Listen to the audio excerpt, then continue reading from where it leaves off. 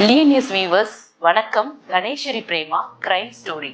இன்னைக்கு நம்ம ஒரு ரொம்ப முக்கியமான விஷயம், நம்மளுக்கு ரொம்ப அலர்ட் கொடுக்குற விஷயம். நம்ம இதை பத்தி தெரிஞ்சுக்கணும். மெயினா ஒரு ரொம்ப பெரிய விஷயம் நடந்திருக்கு கோயம்புத்தூர்ல. அதை பத்தி தான் பேச போறோம். இது மர்டர் கிடையாது, இது ஒரு சூசைட் பண்ணியிருக்காங்க. 2 சூசைட் பத்தி நம்ம இப்ப பார்க்க போறோம். கோயம்புத்தூர் மாவட்டம் வால்பாறையில கவர்மெண்ட் ஸ்கூல்ல ஒரு ஸ்டூடெண்ட் படிச்சுட்டு இருக்கா. அவ சூசைட் பண்ணிக்கிட்டா, தீ குளிச்சிட்டா. எதுக்கு தெரியுமா? டீச்சர்ஸ் அவமானப்படுத்தினாங்கன்றக்கா வேண்டிதான். அதை பத்தி தான் டீட்டெயில் பார்க்க போறோம். ஒரு ஸ்டூடெண்ட்டை டீச்சரு திருத்தி கொண்டு வரணும், மோட்டிவேஷன் பண்ணணும், கான்ஃபிடென்ட் கொடுக்கணும், அட்வைஸ் பண்ணணும். சரிங்களா?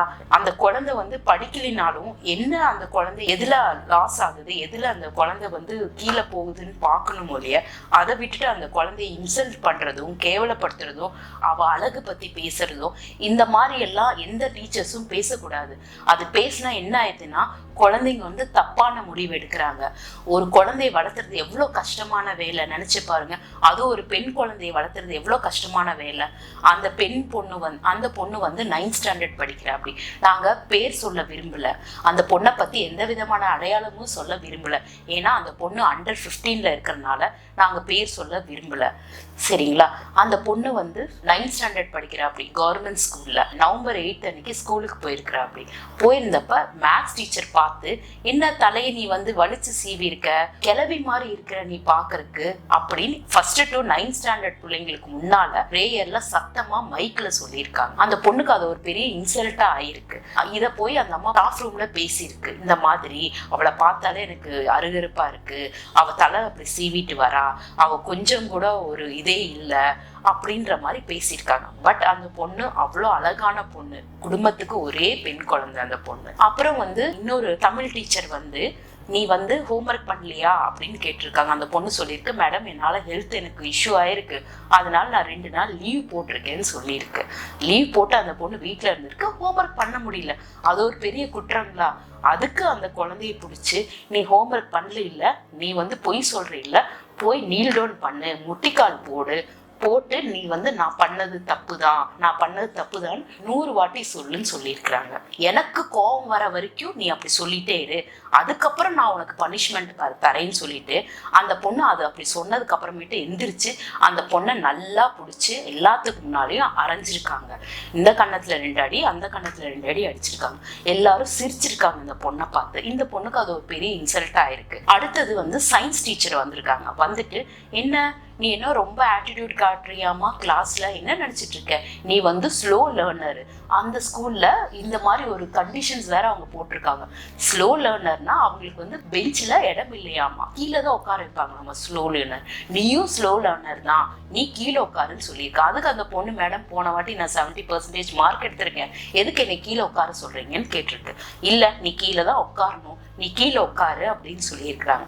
இதெல்லாம் அந்த பொண்ணுக்கு ஒரு பெரிய இன்சல்ட்டா இருக்கு. நீ எழுத்து பேசுறியான்னு சொல்லிட்டு அவங்க வேற அடிச்சிருக்கிறாங்க. அடிச்சு, உனக்கெல்லாம் புத்தி இல்லையா, நான் உங்க அப்பா பேரண்ட்ஸை கூப்பிட்டு பேரண்ட்ஸ் டீச்சர் மீட்டிங்ல நீ இந்த மாதிரி எழுத்து பேசுற, நீ இந்த மாதிரி ஸ்லோ லேர்னரு, உனக்கு ஒண்ணுமே தெரிய மாட்டேங்குது, நீ சரியாவே படிக்கிறது இல்லை, இப்படி எல்லாம் நான் உங்க பேரண்ட்ஸ் கிட்ட சொல்லுவேன்னு சொன்னோடனே அந்த பொண்ணுக்கு பயம் அந்த பொண்ணு போய் November 10 அன்னைக்கு தீ குளிச்சிருக்குது. அந்த பொண்ணு இந்த வயசுலயே அந்த பொண்ணு தீ குளிச்சிருக்கு. பாத்தீங்களா? November 19 அந்த பொண்ணுக்கு ரொம்ப உடம்பு முடியல. கவர்மெண்ட் ஹாஸ்பிட்டல்ல மரண படுக்கையில ஒரு ஜட்ஜி கிட்ட இந்த பொண்ணு வாக்குமூலம் சொல்லியிருக்கு. வியூவர்ஸ், தயவு செஞ்சு நம்ம பசங்களுக்கு நம்ம ஃபர்ஸ்ட் கான்ஃபிடென்ஸும், டீச்சர்ஸ் என்ன சொன்னாலும் அந்த சகிப்புத்தன்மையும் ஃபர்ஸ்ட் நம்ம சொல்லி தரணும் இல்லையா? இதே மாதிரிதான் நம்மளும் நம்ம குழந்தைங்களை இழந்துட வேண்டியதா வரும். தயவு செஞ்சு நம்ம குழந்தைங்களுக்கு படிப்பு முக்கியம்தான், படிச்சாதான் நம்ம லைஃப்ல முன்னேற முடியும், அது நான் ஒத்துக்கிறேன். ஆனா நம்ம உயிருக்கு மேல எதுவும் இல்ல, கான்ஃபிடென்ட் இருக்கணும். படிச்சு என்ன பிரயோஜனம் ஆயிரும், டிகிரி இருந்து என்ன பிரயோஜனம்? கான்ஃபிடென்ஸும் சகிப்புத்தன்மையும் இல்லாம இருந்தா எப்படி லைஃப்ல நம்ம முன்னேற முடியும்? அந்த குழந்தைக்கு அது இருந்திருந்தா இந்நேரம் அந்த குழந்தைய ஃபேஸ் பண்ணிருக்குமா? அந்த குழந்தை போய் நாளைக்கு நல்ல மார்க் எடுத்தோ, ஹோம்ஒர்க் பண்ணாவும் கொண்டு போய் காமிச்சிருந்தா அந்த டீச்சர்ஸ் இந்த மாதிரி இன்சல்ட் பண்ணிருக்க மாட்டாங்கல்ல.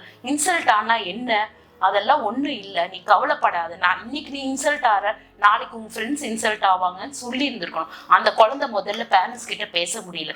ஏன் நம்ம குழந்தை நம்மள்ட்ட தான் எல்லாத்தையும் ஷேர் பண்ணணும். தயவு செய்து நீங்க நம்ம குழந்தைங்கள்ட்ட முதல்ல நம்ம ஃப்ரீயா பேசணும். அதே மாதிரி டீச்சர்ஸ் வந்து இந்த மாதிரி இன்சல்ட் பண்ண வேண்டாம். குழந்தைங்களுக்கு கான்ஃபிடன்ஸ் எல்லாத்தையும் கொடுங்க. தயவு செஞ்சு குழந்தைங்களுக்கு இன்சல்ட் பண்றதோ அந்த மாதிரி எதுவும் பண்ண வேண்டாம். இதே மாதிரிதான் இன்னொரு இன்சிடென்ட் நம்ம கேபிட்டல் ஆஃப் இந்தியா டெல்லியில நடந்திருக்கு. இந்தியால நம்பர் 1 சொல்லக்கூடிய மிகப்பெரிய ஸ்கூல்ல இதே மாதிரி ஒரு இன்சல்ட் நடந்திருக்கிறதுனால அந்த பையன் சூசைட் பண்ணிட்டு அந்த பையன் சூசைட் நோட் எழுதியிருக்கான். அந்த சூசைட் நோட் படிச்சவங்க எல்லாத்துக்கும் நம்மளுக்கு தூக்கம் வராது. அந்த பையன், அம்மா உன் மனசை நான் நோகடிச்சிட்டேன், இன்னொரு வாட்டி பெரிய நோகடிச்சிட்டு நான் போறேன். ஒரே ஒரு பையன்தான். அந்த பையனை இன்சல்ட் பண்ணியிருக்காங்க டீச்சர்ஸ். அந்த பையன் இன்சல்ட் பண்ண டீச்சர்ஸ் எல்லா பேரையும் எழுதிட்டு அந்த பையன் சூசைட் பண்ணியிருக்கான், மேல இருந்து கீழே விழுந்து ஸ்கூல்ல இருந்து. இப்ப வந்து எல்லாருமே போராடிட்டு இருக்காங்க அந்த டீச்சர்ஸ்க்கு தண்டனை கொடுக்கணும்னு. இதே மாதிரி தயவு செய்து நம்ம குழந்தைங்களை நம்ம ஸ்கூலுக்கு படிக்கிறதுக்கும் நாலேஜுக்கும் அவங்க கான்பிடென்டா லைஃப்ல நிக்கிறதுக்கு தான் நம்ம பண்றோம் இல்லையே, குழந்தைங்களை நம்ம இந்த மாதிரி சூசைட் பண்றதுக்கா அமிச்சுடல. தயவு செய்து நம்ம குழந்தைங்களுக்கு நம்ம முதல்ல இதைத்தான் டீச் பண்ணணும். நம்ம குழந்தைங்கள்ட்ட நம்ம கான்பிடென்ஸும் சகிப்புத்தன்மையும் எதை ஆனாலும் தைரியமா நம்ம ஃபேஸ் பண்ணணும்னு சொல்லி நம்ம வளர்த்தணும். இதுதான் என்னோட மிகப்பெரிய தாழ்மையான ஒரு வேண்டுகோள். அதே மாதிரி தயவு செய்து ஒரு லா கொண்டு வரணும். டீச்சர்ஸ் வந்து இந்த மாதிரிலாம் இன்சல்ட் பண்ணக்கூடாது. அதே மாதிரி கவர்மெண்ட் ஸ்கூல்ஸ்க்கும் பிரைவேட் ஸ்கூல்ஸ்க்கும் தயவு செய்து கவுன்சிலிங் கொடுங்க. குழந்தைங்க ரொம்ப ஒரு மாதிரி இருந்தா அந்த குழந்தைங்களை கூப்பிட்டு கவுன்சிலிங்க்கு ஒரு டீச்சர் வைங்க, கவுன்சிலிங் பண்ணுங்க. எத்தனையோ குழந்தைங்க கவுன்சிலிங் தேவைப்படுது. அந்த குழந்தைங்களுக்கு புரிய மாட்டேங்குது, படிப்பு தெரிய மாட்டேங்குது, என்ன இந்த சப்ஜெக்ட்ஸ் எல்லாம் படிக்கணுமா, எப்படி படிக்கணும்னு தெரியல. தயவு செஞ்சு கவுன்சிலிங் கொடுங்க. கவுன்சிலிங் கொடுத்தா நிறைய குழந்தைங்களும் ரொம்ப பெரிய இதுவா வருவாங்க. எத்தனையோ குழந்தைங்களோட சூசைட் நடக்குது. வீட்டுல ப்ரெஷர் தாங்க முடியாம, படிப்பு ப்ரெஷர் தாங்க முடியாம பிரைவேட் ஸ்கூல்ஸ் எல்லாம் அவ்வளோ ப்ரெஷர் பண்றாங்க. இதுல குழந்தைங்களுக்கு வந்து ரொம்ப மனநிலை ரொம்ப பாதிக்கப்படுறாங்க. தயவு செஞ்சு கவுன்சிலிங் ஒண்ணு இருக்கணும். இது என்னோட மிகப்பெரிய வேண்டுகோள் பிரைவேட் ஸ்கூலுக்கும் சரி கவர்மெண்ட் ஸ்கூலுக்கும். Thank you very much. இன்னொரு கிரைம் ஸ்டோரியில உங்களை சந்திக்கிறேன். Signing out, Ganeshwari Prema.